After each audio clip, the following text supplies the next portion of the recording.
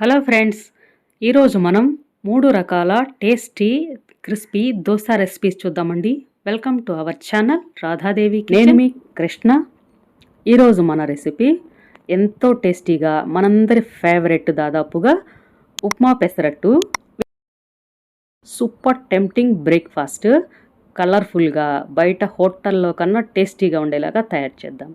దీనికోసం మనము ఒక బౌల్లో ఏదైనా సరే ఒక కప్పు కొలత పెట్టుకొని ఒక కప్పుకు నిండుగా పెసరపప్పును వేసుకోవాలి. నేను పెసర బేడలు వేసాను, మీరు పెసలు కూడా వేసుకోవచ్చు.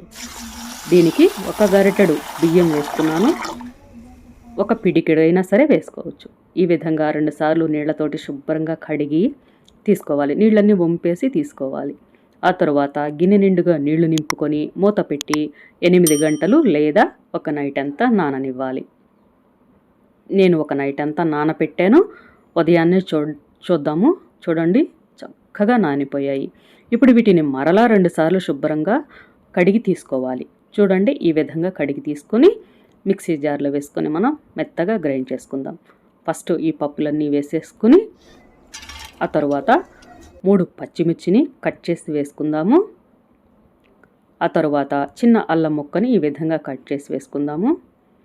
కొద్దిగా నీళ్లు వేసుకొని ముందు గ్రైండ్ చేసుకొని వాటర్ అవసరమైతే ఇంకొంచెం వేసుకొని చూడండి, ఈ విధంగా మెత్తగా గ్రైండ్ చేసుకోవాలి. కాటుగలాగా రుబ్బుకోవాలి. ఈ విధంగా గ్రైండ్ చేసుకొని ఒక బౌల్లోకి తీసేసుకుందాము. మనం కన్సిస్టెన్సీని ఒకసారి సరి చూసుకొని వాటర్ ఏమైనా పడతాయి అనుకుంటే కొంచెం వాటర్ వేసుకొని మిక్స్ చేసుకోవాలి. మనకి దోశ బ్యాటర్ కన్సిస్టెన్సీని చూసుకుని దీన్ని పక్కన పెట్టేసుకుందాం. ఇప్పుడు సరిపోయాయి. సాల్ట్ 3/4 టీ స్పూన్ సాల్ట్ వేసాను నేను. ఈ కొలతకి కరెక్ట్గా సరిపోయింది. మీరు మీ టేస్ట్కి తగినంత వేసుకొని ఒకసారి మిక్స్ చేసేసుకొని దీన్ని మూత పెట్టేసి పక్కన పెట్టుకుందాం. ఉప్మా తయారు చేసే వరకు వేసుకుందాము. మనం ఇప్పుడు ఉప్మా తయారు చేద్దాము. స్టవ్ వెలిగించుకొని ఒక ప్యాన్ పెట్టుకొని టేబుల్ స్పూన్ ఆయిల్ కానీ నెయ్యి కానీ వేసుకోండి. 1 టేబుల్ స్పూన్ పోపు గింజలు వేసి కాస్త ఇవి ఫ్రై అవ్వనిద్దాము.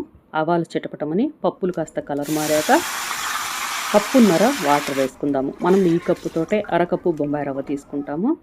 ఏదైనా సరే మీరు కొలత పెట్టుకొని అరకప్పు బొంబాయి రవ్వకి 1:3 రేషియోలో వాటర్ వేసుకొని సరిపడినంత సాల్ట్ వేసుకొని వాటర్ బాయిల్ అవుతున్నప్పుడు బొంబాయి రవ్వ అరకప్పును వేసాను నేను. చూడండి, ఈ విధంగా రవ్వను వేసుకొని మనం ఉప్మా చేసే వైట్ కలర్ రవ్వ వేసుకుని దీన్ని లో ఫ్లేమ్లోనే ఉడికించుకోవాలి. చూడండి, ఇలా దగ్గరగా అయ్యే వరకు కలుపుకుంటూ ఉడికించాలి. మిక్స్ చేస్తూ చూడండి, ఇది దగ్గరగా అయింది. మూత పెట్టి సిమ్లో ఒక్క ఉడికే వరకు ఉడికిద్దాం. ఇప్పుడు ఇది ఒక ఉడుకు పట్టింది. ఇక ఫ్లేమ్ ఆఫ్ చేసేసుకుందాం. ఒకసారి మిక్స్ చేసేసి తర్వాత మూత పెట్టి పక్కన పెట్టేసుకుందాం. ఇప్పుడు దోశని వేసుకుందాము.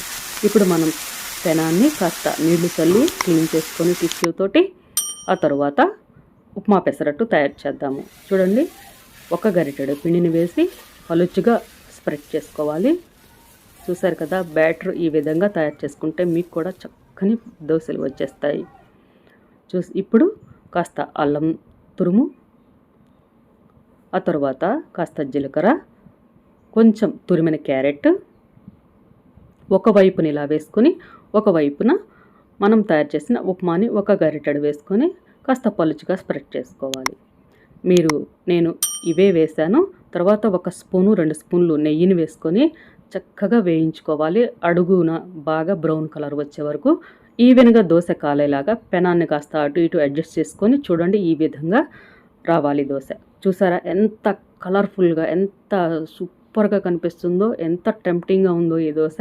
టేస్ట్ కూడా అంతే బాగుంది. ఇది అల్లం చట్నీ కాంబినేషన్తో చాలా బాగుంటుంది. మన ఛానల్లో అల్లం చట్నీ రెసిపీ కూడా ఉంది, తప్పకుండా చూడండి. రెండవ దోశలు వచ్చి పల్లీ దోశలు తయారీ విధానం చూద్దామండి. సూపర్ టేస్టీగా ఉంటాయి ఇవి కూడా. ముందుగా దీని తయారీ విధానంలోకి వెళ్దామండి. దీనికోసం ఒక బౌల్లో ఏదైనా సరే 1 కప్పు కొలత పెట్టుకొని 1 కప్పు పచ్చి పల్లీలు, 1 కప్పు దళసరి అటుకులు, 2 కప్పుల బియ్యం, రేషన్ బియ్యం వేసుకోండి, ఇంకా బాగుంటాయి మీకు అవైలబుల్గా ఉంటే. తర్వాత వీటిని నీళ్లతోటి శుభ్రంగా 2-3 సార్లు కడిగి తీసుకోవాలి. ఈ విధంగా కడిగి నీళ్ళన్నీ వంపేసుకొని తర్వాత ఈ గిన్నె నిండుగా నీళ్లు నింపుకొని ఇవి నానబెట్టుకోవాలి. దాదాపు 4 గంటలు నానితే సరిపోతాయండి ఇవి. ప్లేట్ క్లోజ్ చేసేసి 4 గంటల పాటు వీటిని నానబెట్టుకుందాం. 4 గంటల తర్వాత చూద్దాము. చూడండి, ఎంత చక్కగా నానిపోయా, పర్ఫెక్ట్గా నానాయి. ఇప్పుడు వీటిని మనం మిక్సీ చేసేసుకుందాము.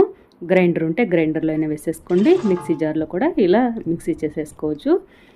2 వాయిలుగా వేసుకుందాము. మనం వేసుకున్న పప్పులు ఒక్కసారి మిక్సీ జారు పట్టదు కదా, ఒక హాఫ్ ఇప్పుడు వేసేసుకుందాము. ఇలా వేసుకున్న తర్వాత కొంచెం నీళ్లు వేసుకొని, అవసరమైతే మరలా మధ్యలో కొంచెం నీళ్లు వేసుకొని సాధ్యమైనంత మెత్తగా గ్రైండ్ చేసుకోవాలి. చూడండి, ఇంత మెత్తగా ఉండాలి పిండి. ఇప్పుడు దీన్ని ఒక బౌల్లో పోసేసుకుందాము. కలర్ చూసారా ఎంత వైట్గా ఎంత బాగుందో అసలు.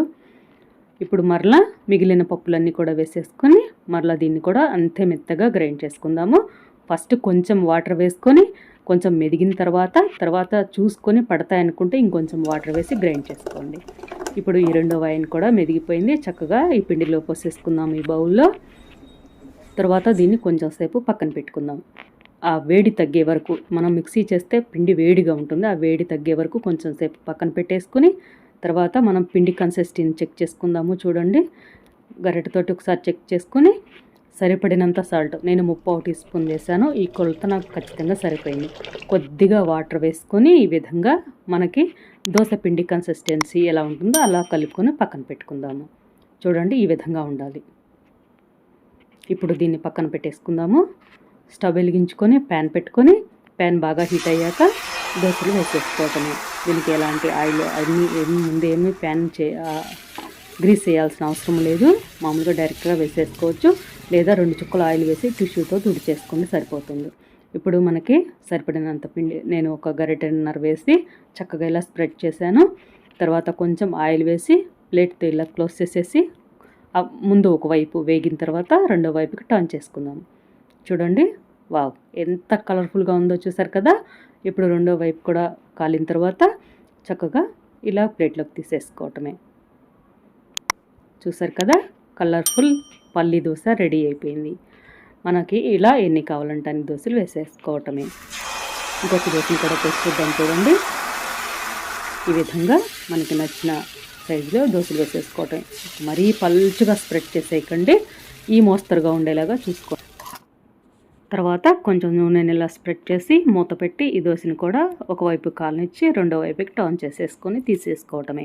ఈ పిండిని ఫ్రిడ్జ్లో 4-5 రోజుల పాటు నిలువ కూడా చేసుకోవచ్చు, ఏమీ పాడవ్వదు. ఈ దోశలకి combination instant tomato pickle recipe మన ఛానల్లో ఉంది, అది చాలా బాగుంటుంది, ట్రై చేయండి. అలాగే మూడవ దోశలు జొన్న దోశలు అండి. హెల్త్కి ఎంతో మంచిది ఈ జొన్న దోశలు. వీటి తయారీ కోసం 1 కప్పు జొన్నలు బౌల్లో వేసుకుందాము. వీటిని తర్వాత 3/4 కప్పు అటుకులు కూడా వేసేసుకుందాం. తర్వాత 2 సార్లు వీటిని శుభ్రంగా కడిగి ఒక నైట్ అంతా నానబెట్టుకుందాం. వీలైతే 7-8 గంటలైనా నానబెట్టుకోవడానికి ట్రై చేయండి. తర్వాత 2 సార్లు కడిగి వీటిని గిన్నె నీళ్లు నింపి ప్లేట్తో క్లోజ్ చేసి నేనైతే ఒక నైట్ అంతా నానబెట్టాను. ఉదయాన్నే చూద్దాము, చక్కగా నానాయి జొన్నలును అటుకులు. తర్వాత వీటిని మరలా మనం 2 సార్లు శుభ్రంగా కడిగి తర్వాత మిక్సీ జార్లో వేసుకొని మెత్తగా పేస్ట్ చేసుకోవాలి. మనకి ఈ బ్యాటర్ వచ్చి పులియాల్సిన పని లేదండి, జస్ట్ ఒక పావు గంట పాటు పక్కన పెట్టుకొని దోశలు వేసేసుకోవచ్చు. ఇప్పుడు మనం చక్కగా వీటిని మిక్సీ జార్లో వేసుకొని కొద్దిగా వాటర్ వేసేసుకొని మెత్తగా వీలైనంత మెత్తగా పేస్ట్ లాగా చేసుకోవాలి. చూడండి, ఇంత చక్కగా మెత్తగా రుబ్బుకోవాలి. దీన్ని ఒక బౌల్లోకి తీసేసుకుందాము. తర్వాత దీన్ని మనం పక్కన చేస్తే మనకి టిఫిన్స్కి అన్నంలోకి కూడా సైడ్ డిష్గా చక్కగా బాగుంటుంది. ఇప్పుడు అది పక్కన పెట్టేసుకొని దోశ పెనం పెట్టుకుని కొద్దిగా ఆయిల్ వేసి టిష్యూ తోటి క్లీన్ చేసేసి మన జొన్న పిండిలో కొద్దిగా సాల్ట్ వేసుకొని కొంచెం వాటర్ వేసుకొని మిక్స్ చేసుకోవాలి. మనకి దోశ కన్సిస్టెన్సీ చూడండి, ఈ విధంగా ఉండాలి. కొద్దిగా మామూలు దోశల కంటే కొంచెం పలుచగా ఉండేలాగా మిక్స్ చేసుకొని ఈ విధంగా పిండిని 2 గరిటెలు వేసుకొని పెనమంతా స్ప్రెడ్ అవుతుంది, అదే కాస్త ఈ గ్యాప్స్ని ఫిల్ చేసేసుకోవాలి. తర్వాత కొద్దిగా ఆయిల్ కానీ నెయ్యి కానీ వేసుకోండి. చక్కగా ఇది మనకు ఒకవైపు నుంచే చూస్తేనే కనిపిస్తుంది, అడుగు వైపున ఎంత గోల్డెన్ కలర్ వచ్చిందో చూసారు కదా. ఇలా అయినా తీసుకోవచ్చు, లేదా రెండో వైపు కూడా టర్న్ చేసి చక్కగా ఇంకొంచెం వేయించుకొని తీసుకోండి. తర్వాత మరలా దోశ వేసుకునేటప్పుడు కొంచెం నూనెతోటి టిష్యూని క్లీన్ చేసి పెనాన్ని టిష్యూతో క్లీన్ చేసి మరలా దోశ వేసుకోండి. చక్కగా ఒకే కలర్లో అన్ని దోశలు వస్తాయి మాడకుండా. ఫ్లేమ్ మీడియంలో ఉంచి కాస్త ఇవి ఎర్రగా వేగే వరకు ఆగి తీసుకోవాలి. చూసారు కదా, ఇలా రెండో వైపుకి కూడా టర్న్ చేసుకొని చక్కగా తీసేసుకోవటమే. సూపర్ టేస్టీగా ఉన్నాయి అండ్ ఎంతో హెల్దీ. వెయిట్ లాస్ ప్రోగ్రాంలో ఉన్న వాళ్ళకి కానీ, డయాబెటిక్ వాళ్ళకి కానీ, అందరికీ మామూలు వాళ్ళకి కూడా చక్కని బ్రేక్ఫాస్ట్ రెసిపీ. 2 దోసలు తింటే టమ్మీ ఎంత ఫీల్గా ఉందో అండ్ ఎక్కువసేపు ఆకలి కూడా వేయకుండా ఉంది. అండ్ టమాటో చట్నీతోటి సూపర్ కాంబినేషను, చాలా బాగుందనమాట.